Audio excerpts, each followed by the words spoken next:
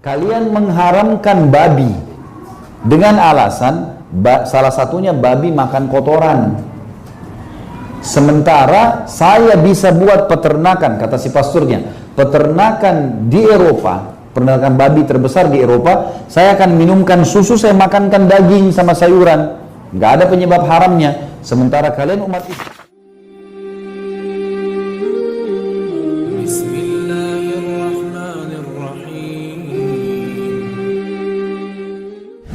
Itu Tuhan kita mengetahui apa yang kita butuhkan, Bapak Ibu sekalian. Allah sangat tahu, maka Allah turunkan hukum halal haram. Tujuannya untuk kebutuhan kita sebenarnya, gitu kan? Kita harus tahu masalah ini. Baik, saya akan masuk kasih contoh misalnya. Bapak Ibu sekalian, pernah terjadi dialog antara seorang syekh di Damaskus, ibu kota Syria, dengan seorang pastor Katolik di sebuah ruangan luas. Di situ dihadiri oleh banyak mahasiswa Muslim sama mahasiswa Nasrani. Dialog agama nih, seperti biasa yang Ahmad Didat lakukan sama Dr. Zaki Naik lakukan dengan beberapa pastor-pastor. Yang jelas terjadi dialog nih. Naiklah si pastor ini ke atas podium membuka pembicaraan mengatakan, kalian umat Islam ini melarang pengikut kalian untuk menyembah berhala. Nggak boleh sembah patung, nggak boleh sembah pohon, nggak boleh pakai jimat. Tapi kalian sendiri semuanya menyembah berhala. Buktinya kalian sujud menghadap Ka'bah. Ka'bah itu juga berhala, batu. Bedanya yang disembah oleh orang misalnya patung hewan, ini kalian rumah. Secara akal benar juga gitu kan. Jadi itu kalian sembah berhala juga sama. Yang kedua, ini jadi saksi bahasan kita. Kalian mengharamkan babi dengan alasan salah satunya babi makan kotoran. Sementara saya bisa buat peternakan, kata si pasturnya, peternakan di Eropa, peternakan babi terbesar di Eropa, saya akan minumkan susu, saya makankan daging sama sayuran, nggak ada penyebab haramnya. Sementara kalian umat Islam makan ayam itu makan kotoran.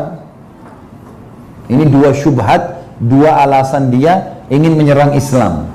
Tapi subhanallah, Allah selalu menyiapkan orang yang bisa membela agamanya ya. Berdiri si syekh ini mengatakan, pastor, sudah selesai sudah, baik, Anda tetap di podium, saya jawab sementara saya di sini, karena dia mau berikan petunjuk kepada anak-anak muslim di sini. Ini pertanyaan ringan, bukan berat. Maka dijawablah sama dia bilang, kalau yang pertama Anda mengatakan kami menyembah berhala Ka'bah, Anda keliru. Kami tidak menyembah Ka'bah. Yang kami lakukan adalah menjalankan perintah Tuhan kami, sujud menghadap Ka'bah. Kasusnya perintah, bukan tempatnya. Kalau perintah Allah sujud ke lautan, kami sujud ke lautan. Ke pohon, kami ke pohon. Perintahnya ke Ka'bah. Ka'bah itu sebuah rumah. Dan Anda perlu tahu, Ka'bah itu kalau mau rubuh direnovasi oleh umat Islam. Ka'bah itu berapa kali renovasi? Simbolik saja, gitu kan? Nggak lebih daripada itu. Allah suruh kita hormati, iya. Allah suruh hadapkan kiblat, iya. Allah suruh kita tawaf, iya. Allah sujud menghadap sana, iya. Tapi nggak lebih daripada itu. Makanya sahabat Nabi Umar bin Khattab pernah berkata, Umar ini orangnya tinggi besar ya. Kalau dia duduk di atas kuda, kakinya sampai di tanah. Jadi 2 meter lebih tingginya Umar itu. Kalau berdiri mungkin seperti pintu ini gitu. Yang jelas, Umar radhiyallahu anhu ini itu pernah di musim haji, di zaman khilafahnya beliau lagi tawaf, lewat di depan Hajar Aswad. Apa kata Umar? Hai Hajar Aswad. Dia sengaja mau dengarin orang-orang di situ. Demi Allah, kalau bukan saya melihat Rasulullah SAW mencium kamu, saya tidak akan menciummu, karena saya tahu kau hanya batu biasa. Maksudnya apa? Hajar Aswad Bapak Ibu hanya dicium, titik, nggak lebih dari itu. Banyak orang kita, saya nggak tahu kalau di sini ya, orang Indonesia ini kalau masuk Hajar Aswad, kopiahnya sekalian digosok-gosok. Kenapa Pak? Wangi. Ya pastilah wangi. Sekarang bayangin jutaan orang cium, lalu nggak dikasih minyak wangi, bau apa kira-kira Hajar Aswad? Harus pakai akal sehat. Sunnahnya mencium, nggak lebih dari itu kok. Itu kata Umar gitu kan. Ada juga banyak orang-orang, saya tidak tahu juga kalau di sini ya, tapi banyak orang-orang kita masuk ke Mekah, Ka'bah, bawa gunting kiswahnya Ka'bah. Bukan untuk tahallul, untuk gunting kiswah. Gunting. Kemarin ada orang Indonesia itu ditangkap tuh gara-gara gunting. Orang kan gunting biasa kecil ya, ini besar tuh.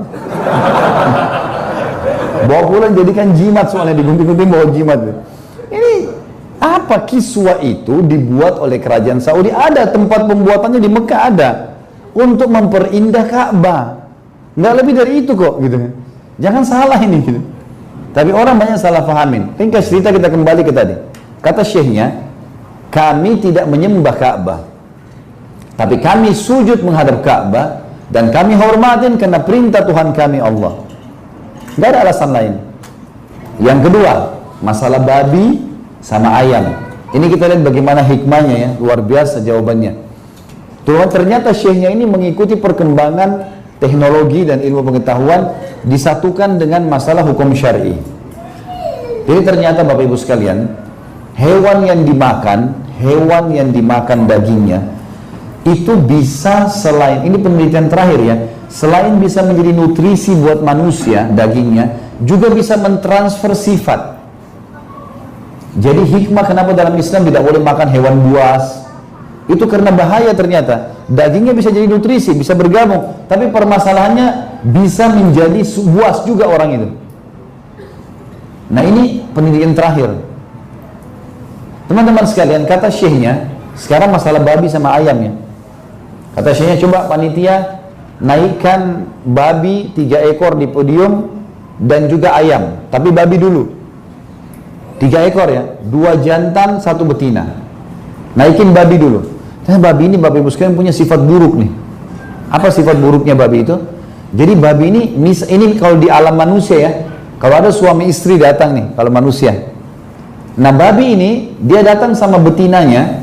Kalau ada jantan lain, dia saling merangsang dengan jantan itu. Jadi homo, dia langsang dulu jantan sama jantan. Siapa yang terangsang duluan itu menggauli betina itu. Jadi misal dia rangsang jantan yang baru nih, nanti kalau terangsang lebih dulu jantan ini menggauli betinanya dia tunggu. Terus yang jantan kembali merangsang dia untuk menggauli betina yang sama. Ini sifat buruknya babi, berbahaya sekali. Jadi ternyata selain punya cacing pita yang mematikan, memang dia punya sifat itu. Orang kalau sering makan babi, kecemburuannya hilang. Nggak ada sama sekali cemburunya. Kata syekhnya, sudah lihat bagaimana perilakunya babi terhadap betinanya. Dibiarin jantan lain menggauli betinanya depan matanya, nggak lihat, turunin, naikin ayam. Kan tadi pastor kasih contoh babi sama ayam. Kata syekhnya, naikin ayam. Ternyata ayam ini jantan sama jantan, kalau ada 2 bersaing nih, yang menang akan dapat betina itu, dan betina ini akan dijaga sampai dia mati. Mana pernah ada yang bisa mendekati betinanya jantan tuh? Kalau di ayam dikejar sama dia, biarpun dia kalah tetap dia bertahan di situ, dia nggak akan tinggalin, gitu kan. Kata syekhnya, inilah perbedaan dan perumpamaan antara kami dengan kalian. Kalian seperti babi itu, kami seperti ayam itu. Kan ada contohnya tuh. Karena kami dalam Islam punya mahram. Istri saya, ibu saya, tante saya, saudari saya, anak saya perempuan tidak boleh sembarangan orang sentuh. Mau ada adabnya, datang akad nikah baru halal, kalau enggak boleh, gitu kan. Seperti itulah. Jadi Bapak Ibu sekalian, Islam datang memang dengan kemuliaan. Allah tidak memerintahkan sesuatu kecuali baik.